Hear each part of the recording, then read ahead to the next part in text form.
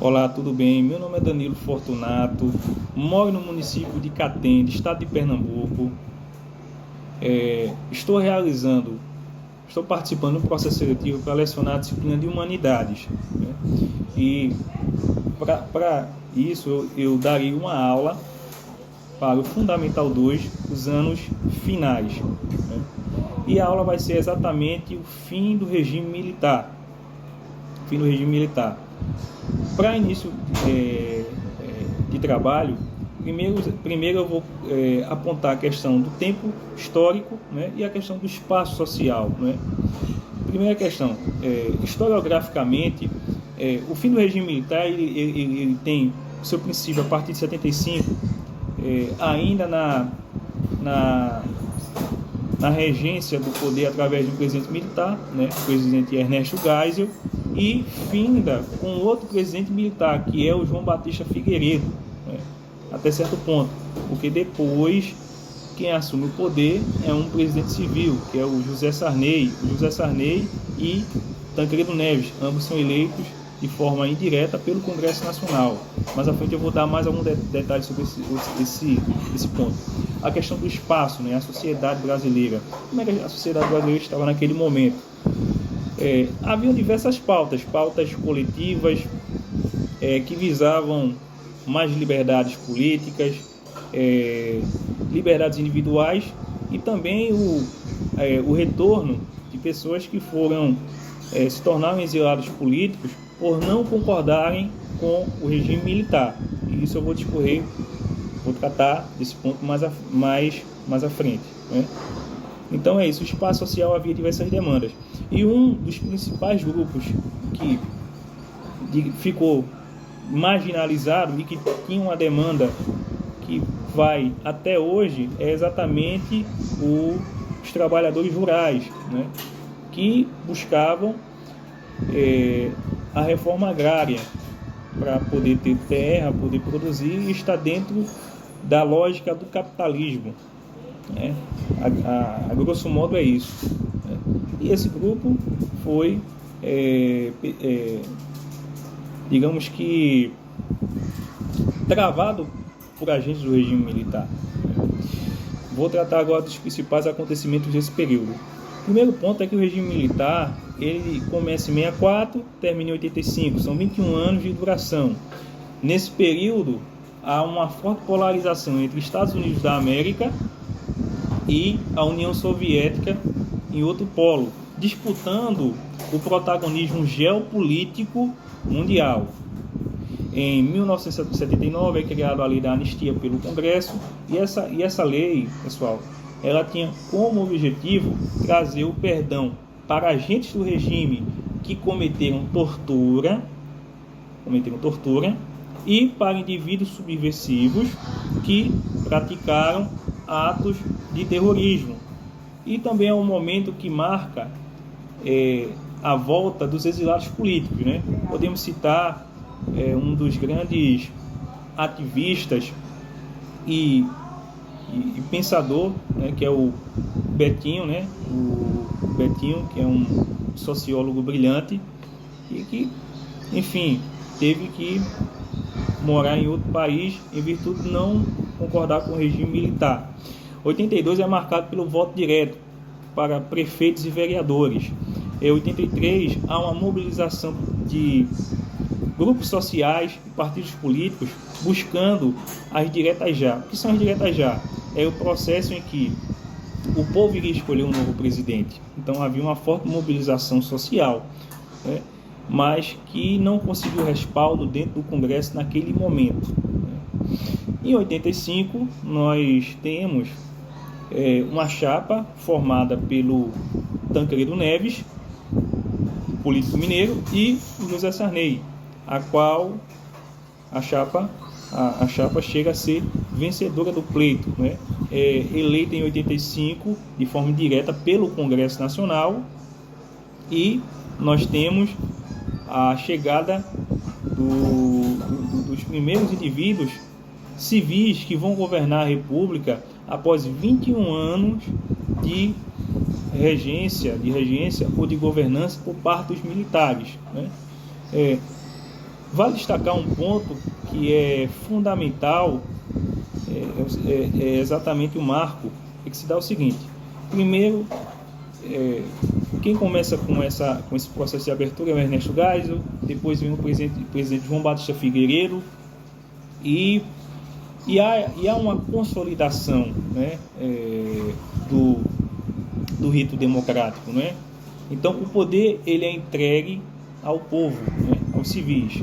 Isso é um fato importante a ser dito.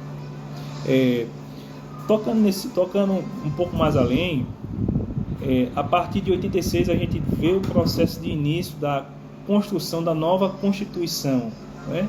Os novos congressistas têm esse compromisso, né?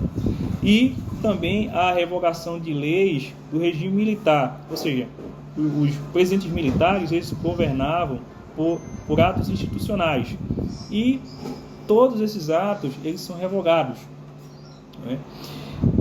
Há a abertura de direito de organização e mobilização social. Então, movimentos trabalhistas ligados às minorias, eles podem se unir, eles podem buscar interlocutores no Congresso Nacional no momento em que se há a discussão e a construção do texto constitucional. Isso aí é um momento interessantíssimo, porque nós temos os trabalhadores do campo. E as reivindicações dos trabalhadores do campo vão desde a reforma agrária, a luta por terra, para poder plantar,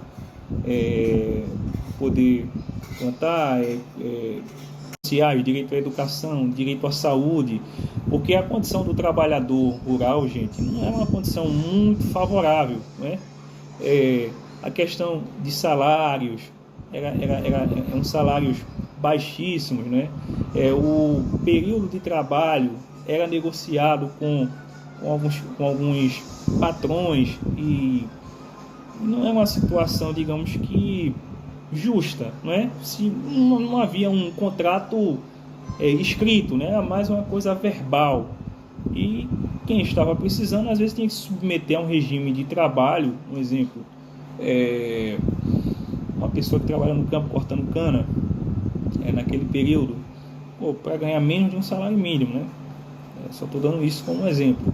Então, esse grupo social, desde 64 até 85 e os dias atuais, eles brigam, eles lutam, né, através das vias democráticas, para ter suas pautas atendidas, né?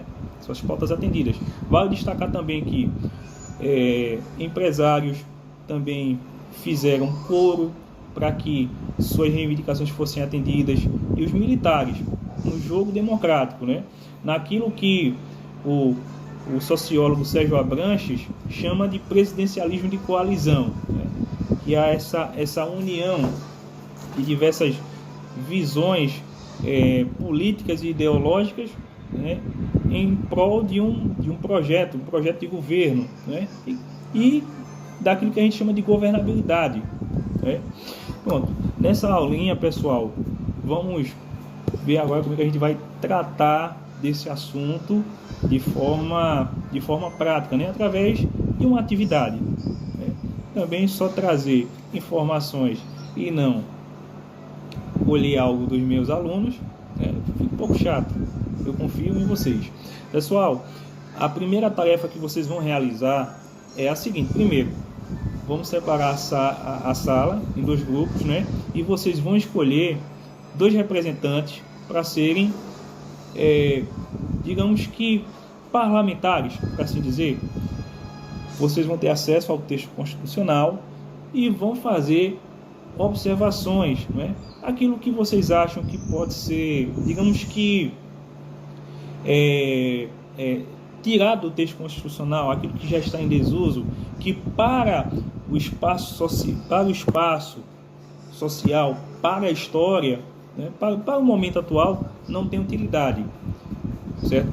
Ou então mostrar outras pautas que são relevantes para vocês. Um exemplo é a luta por direitos sociais voltado para pessoas que tem algum tipo de enfermidade, enfim, de limitação, não é? Eu só estou dando um exemplo aqui para vocês vão poder ficar à vontade e fazer essa discussão. É um debate amplo e democrático, né, pessoal?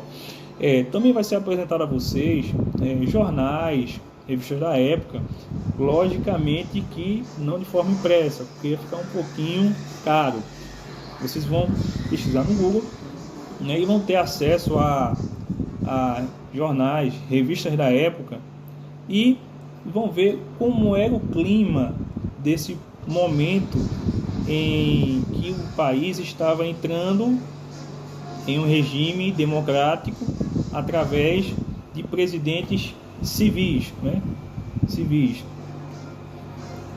Outro ponto interessante, pessoal, para a nossa aula, né? E é uma outra atividade bem bacana, é discutir os conceitos que são trabalhados, né? Democracia, Constituição, autoritarismo. Tem um tema que é bem interessante, é a questão geopolítica, né? Países do primeiro, segundo, terceiro mundo. Também a gente pode tratar desse tema, porque durante o século XX houve diversos, em todo o globo, houve momentos de autoritarismo, né? E até digamos que de uma certa perca da força daquilo que Norberto Bobbio chama de democracia liberal, né? A democracia liberal, ela entra em colapso. Então, vocês também podem discutir, né? Até certo ponto, fazendo uma ligação com o Brasil de 75 a 85. Tudo bem? Beleza, joinha? Pronto, pessoal, essa é a minha aula, né? Eu vou indicar alguns livros que vão ajudar vocês nesse processo de poder compreender a nossa história, né? Usando, digamos que, diversas visões, né? Visões no aspecto teórico, né? Esse livro aqui, do professor Eliseu Saverio Expósito, é um livro bem bacana, bem legal, né? Tem um tema sobre, tem um conceito sobre espaço, né? Ele vai tratar isso de forma, digamos que, mais bem elaborada, né? Através de uma perspectiva marxista. É um bom livro, né? Fica com dica de leitura. Eu vou deixar no referencial bibliográfico abaixo do vídeo. Tem esse livro curtinho do Júlio José Chiavinato, né? O Golpe de 64 e a Ditadura Militar. É um livro introdutório, trata de aspectos gerais sobre esse período. É um bom livro. Deixa eu pegar outro aqui. Esse outro livro aqui esse outro livro aqui é do jornalista Ariel Dorfman. Eu particularmente gostei e indico para vocês: O Longo Adeus a Pinochet, né? Isso trata do período do regime militar no Chile, né? Começa a partir da década de 70 com a tomada de poder por parte do Augusto Pinochet, né? O então presidente Allende acaba saindo de cena de forma muito triste, né? Perdendo a sua vida. Professor Marcos Napolitano, História do Regime Militar Brasileiro, um livro espetacular. Vai tratar desse período, né? Mas tem um foco na questão cultural, nota 10. É um livro que vocês com certeza vão adorar. E o Ditadura Brasileira, a Democracia Golpeada à Esquerda e à Direita, né? Do professor e doutor Marco Antônio Villa, né? Grande comentarista político, doutor em História, sociólogo também, mestre em Sociologia. tem diversos livros, né, no ambiente acadêmico, e esse livro aqui ele é espetacular porque ele de certa forma ele quebra esse paradigma de olhar o regime militar como alguns veem, numa perspectiva de bem, mal, enfim. Ele consegue ir muito além disso, né? É um bom livro. E para fechar, pessoal, A Ditadura Acabada, do Hélio Gaspari, né? São 5 volumes, calhamaço. Pode ter certeza que vocês vão gostar dessa aula, tá certo, pessoal? Abraço, obrigado pela atenção, né? Agradeço a equipe do Cesumar e até mais ver. Espero poder fazer outros vídeos e contar com a audiência de vocês. Pessoal, só para fazer uma complementação do vídeo anterior, porque essa aula é importante. Primeiro, essa aula ela trata de um momento histórico recente da nossa história contemporânea, que é a volta da democracia liberal. O primeiro ponto a mencionar é esse. Segundo, hoje nós vivemos em uma sociedade extremamente polarizada, mas se a gente olhar, né, na história, no espaço, no tempo, né, os fatos que ocorreram em 75, 85, essa polarização era maior. Só que havia uma discussão bem interessante, né, com temas bem relevantes e que saíam desse senso comum que infelizmente é tomado, que a gente percebe hoje, que acontece nas redes sociais, as pessoas falando sobre termos que não batem com a nossa realidade, né? Fazem uma leitura ruim. E outro ponto importante é para que o aluno ele possa entender a importância da cidadania, né? Que ele possa valorizar a questão da cidadania, né? Ver seus direitos, seus deveres, né? E também poder ser uma pessoa crítica, né? Olhar a sociedade de forma crítica. Então é isso, pessoal. Só para findar o vídeo, para completar, porque não deu no primeiro vídeo. Enfim, saúde e paz, forte abraço.